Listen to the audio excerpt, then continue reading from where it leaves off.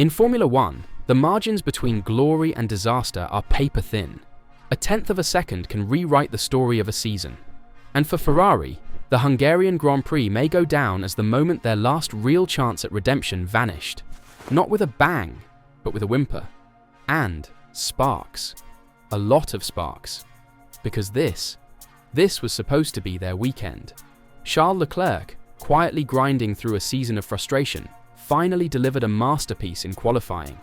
On a circuit where overtaking is a myth and track position is everything, the Monegasque launched his SF25 around the Hungaroring and put it on pole, Ferrari's first pole of the year, by just 0.026 seconds over Oscar Piastri. In a year McLaren has turned F1 into their personal highlight reel, Ferrari had done something extraordinary. And yet, somehow, by Sunday night, Charles Leclerc would be 42 seconds behind the winner. No trophy, no champagne, just questions, anger, and a very public, very bitter fallout. So, where did it all went wrong? Did Ferrari make a mistake? Again? And what could have been so bad that Leclerc had to get cryptic and angry on the radio? Let's rewind. Leclerc started strong until the middle phase of the race. Then came lap 41, the moment everything collapsed. Leclerc dove into the pits, another fresh set of hards. But this wasn't a normal stop. Behind the garage doors, Ferrari's engineers were panicking. Their car was too low. The infamous wooden plank under the chassis, meant to stop teams from running too low, was wearing down fast, again. Just a few races earlier, Lewis Hamilton had been disqualified in China for the exact same reason. The FIA doesn't forgive plank wear, and Ferrari knew they were skating close to that line. So they made a choice. They raised the tyre pressure on Leclerc's car. That, in theory, would raise the car slightly, protect the plank, avoid disqualification. But what they didn't do was tell Charles why. Out on track, Leclerc felt it immediately. "This is so incredibly frustrating," he shouted over the radio. "We've lost all competitiveness. You just have to listen to me. I would have found a different way of managing those issues. Now it's just undrivable. Undrivable." And it was. The tyres overheated. The car lost grip. Lap after lap, he bled time. First to Piastri, then to Russell. By the end of the race, Leclerc wasn't just out of podium contention, he was begging the car to hold on. And that wasn't the worst part. Afterwards, he learned the truth. It wasn't just the tyres. The issue had come from deep inside the chassis. Something structural, something he couldn't have changed. And that's when his fury turned inward. "First of all, I need to take back the words I've said in the radio," he admitted. "I thought that it was coming from one thing, but then I got a lot more detail since I got out of the car. It was actually an issue coming from the chassis, and nothing that we could have done differently." He had driven a broken car. Ferrari knew. They tried to patch it, but the fix only made things worse. By the time he crossed the line, Charles wasn't just fourth, he was shattered. 37 seconds behind Norris, 42 seconds back after a penalty for erratic defending against Russell. McLaren scored their 7th 1-2 finish of the year. Ferrari's only real shot at victory? Gone.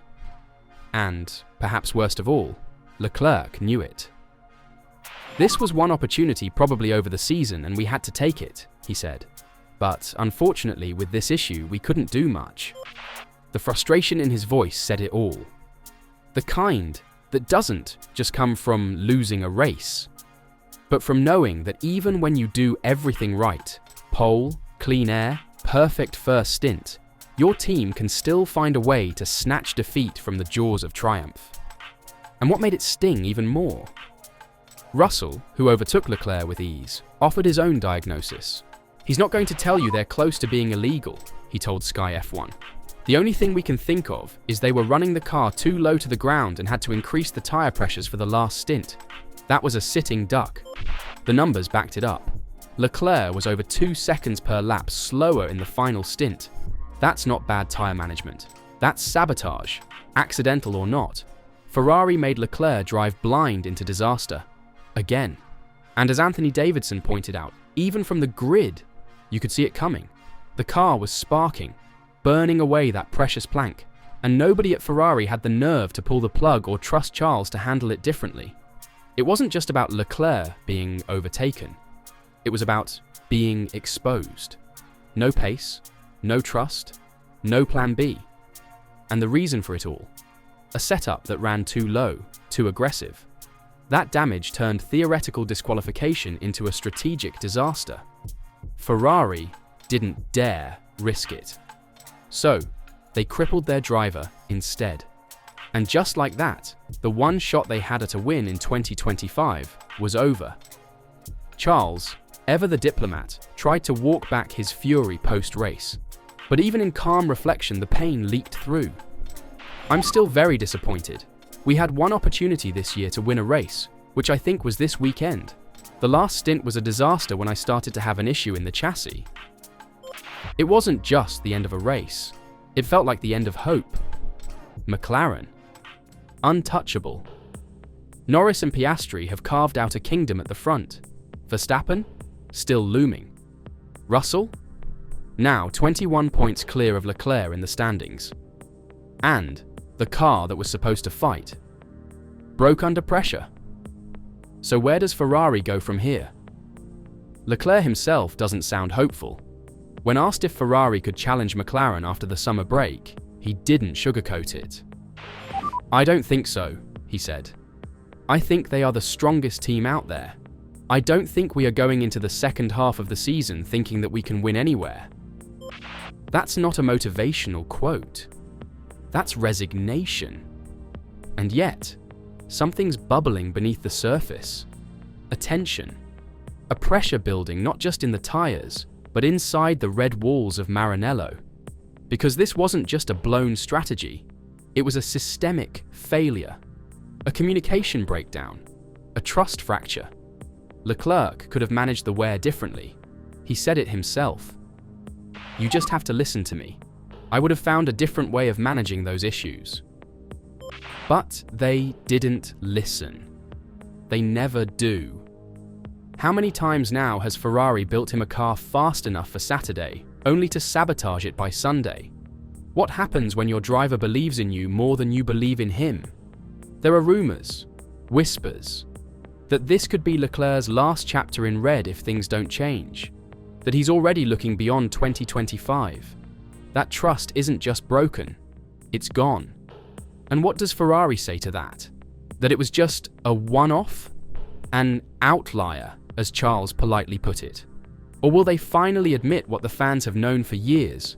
Ferrari isn't losing races because of the car. They're losing because of themselves.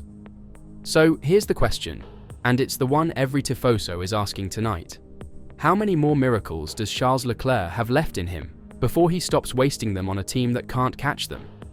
Let us know what you think. Is Ferrari still salvageable this season?